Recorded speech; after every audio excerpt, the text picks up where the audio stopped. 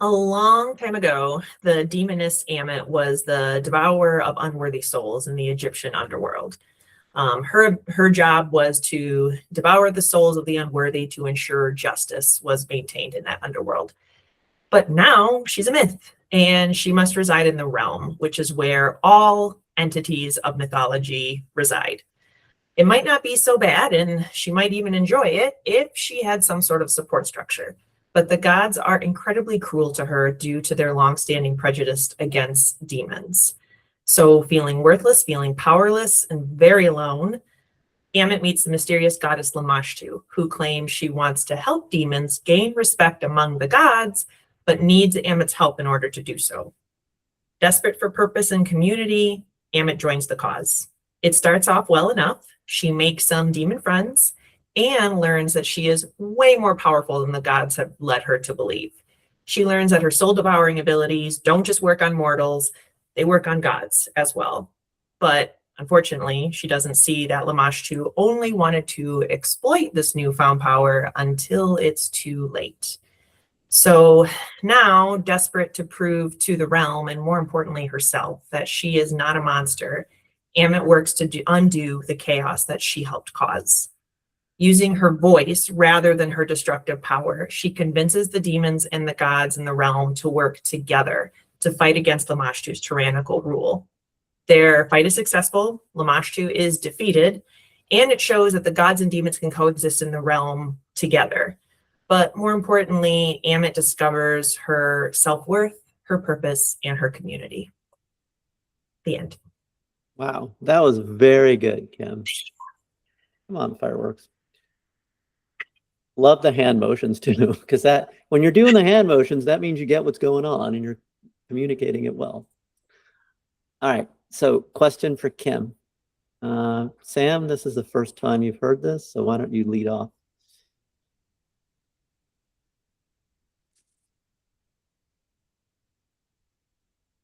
Okay, Justin.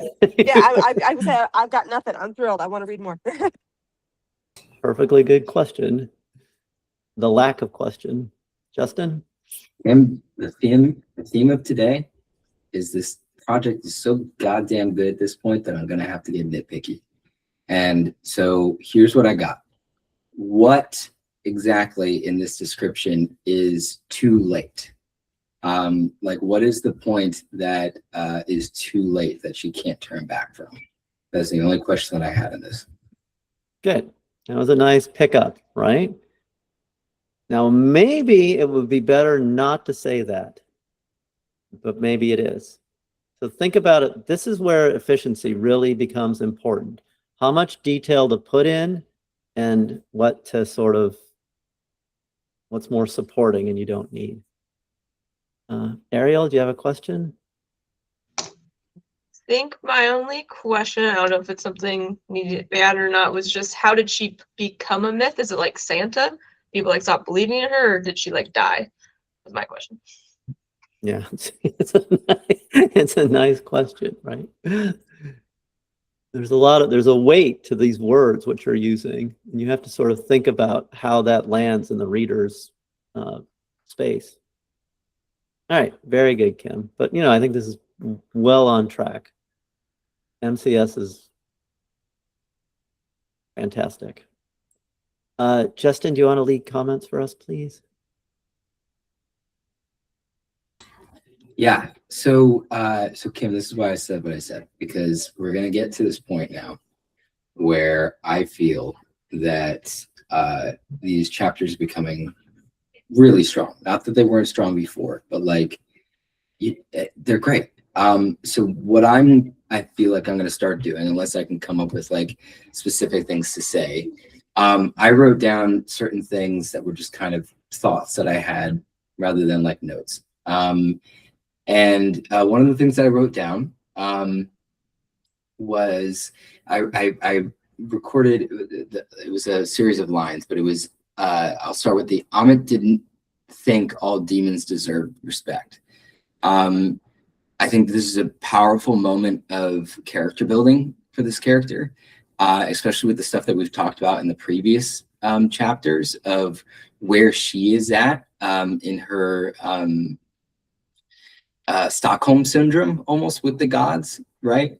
And I think that I just wanted to highlight that I think that this line is really powerful. And I personally hope that it actually comes back around later in her own realizations about the gods' own corruptions. So I think I wrote in here, yeah, the one that you said of is they had, after all, committed horrific atrocities among the mortals. But of course, as we know, as people that know these myths, that the gods have also screwed with mortals before, and that's just something that we know, right, based off of these myths.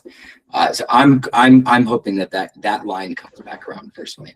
The other thing that I wrote down again is I think it's a power scaling issue. Is you've made Isamu crazy in this chapter. I want you to know, I looked up the distance that it would take for me to walk 2 days, like what you've put in this chapter, and it would take me to walk from New York City to Albany in 2 days, and this fool did it in minutes. It feels like minutes.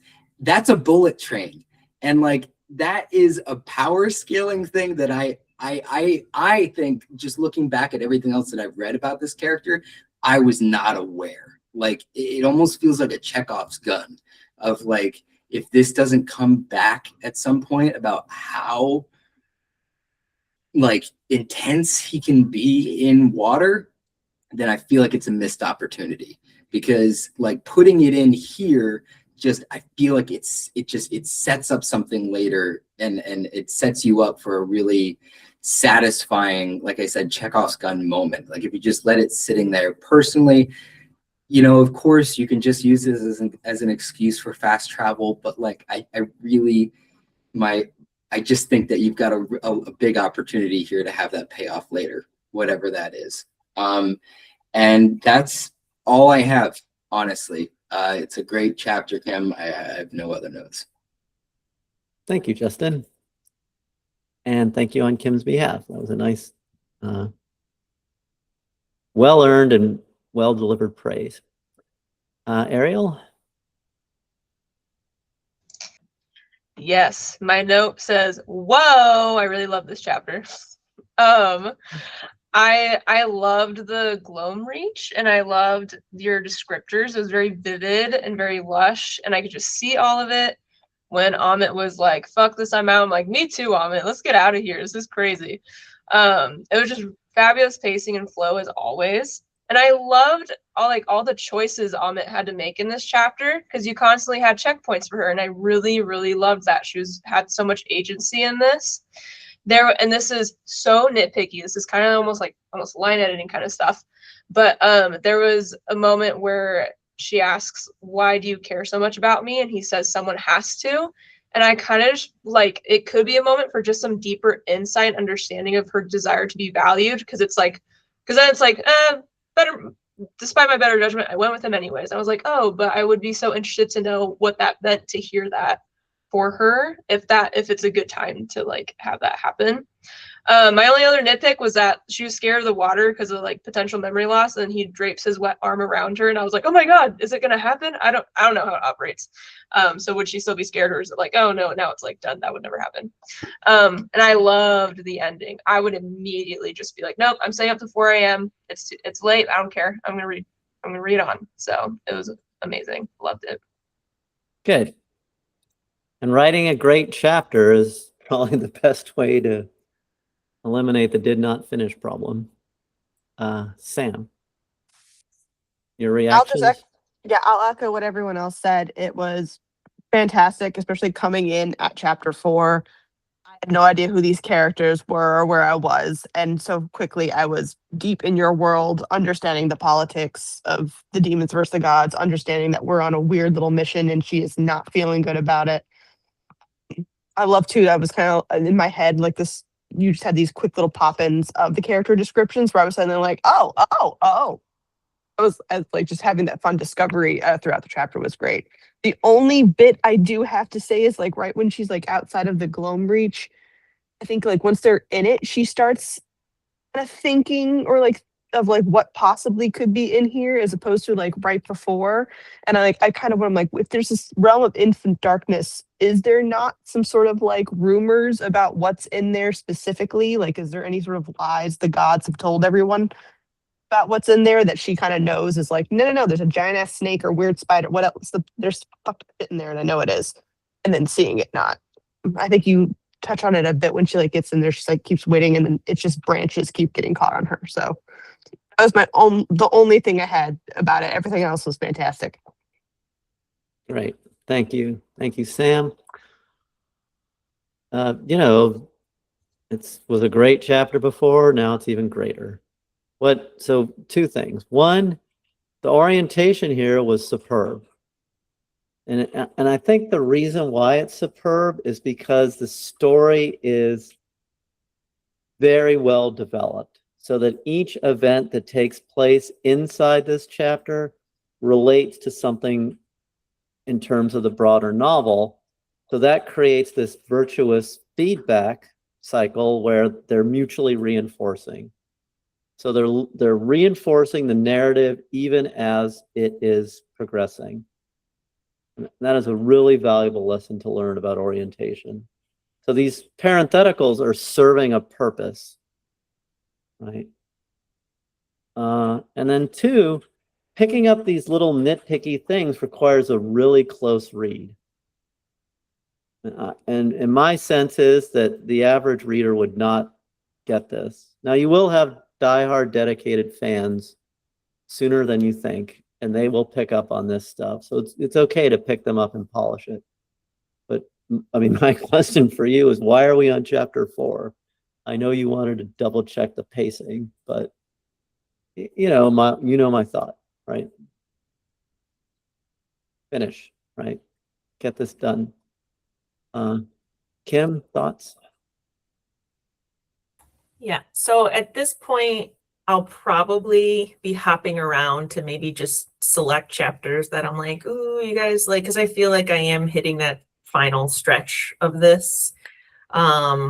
Is my hope that I'll be kind of going around the chapter a little bit, and then I'll be moving on to my next project soon. So that is the hope. But I do just want to like express my intense gratitude, because I was thinking about this other day. Like, there was a point where this book, I was like ready to be like, I'm just gonna finish it and then start a new project, because this is just a fever dream. Like, this is ridiculous. And between the feedback you guys have been giving me and even because we've talked about orientation before, Adam, and like that for me was like the biggest lesson like that I've ever taken out of it, and it's just made the story into this. So like, thank you guys, because I don't think this would have come to this without you all. So I really appreciate that a lot. But your feedback's always valuable. Thank you so much. And yeah, I'm hoping to start bouncing around a little bit to maybe a few other chapters.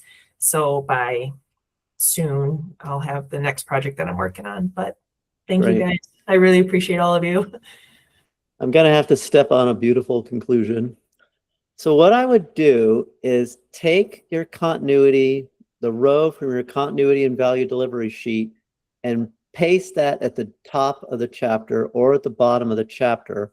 So then we can look at those things and bring them into equivalence. So the thing that I would devote a larger slice of time to, I mean, revisions are fun and it is making it better. And is the marginal gain from an extra minute revision worth it? Maybe, maybe not. I'm not going to quibble about that. But what is going to help you is getting that continuity down and hitting those emotional notes in the final chapters. So I think that's where I would put a bigger slice of effort at this point. All right. Thank you all today. Wonderful job. Thank you, Sam, for attending. Thank you on Justin's behalf for doing the retelling. And our next meeting will be on April Fool's Day, coincidentally enough. So happy Fool's Day to you all, and I will see you all soon. Bye-bye. Barty delivers the tools, guidance, and support you need to produce compelling novels. Our well-researched and thoroughly tested approach includes our minimum complete story, a 90-second exercise that keeps your writing on track while fueling creativity. Bardsey Publishability Index, a 23-dimension checklist that offers attainable goals and provides actionable feedback. And our brand new comprehensive character developer that helps you construct unforgettable characters. Come see for yourself at bardsey.com today. Try our workshop or enter our first chapter contest. Then, when you're ready, Elite Membership delivers writing groups, personal coaching, and a curated community. With Bardsey, your work will captivate everyone, from agents to publishers, and, most importantly, your readers.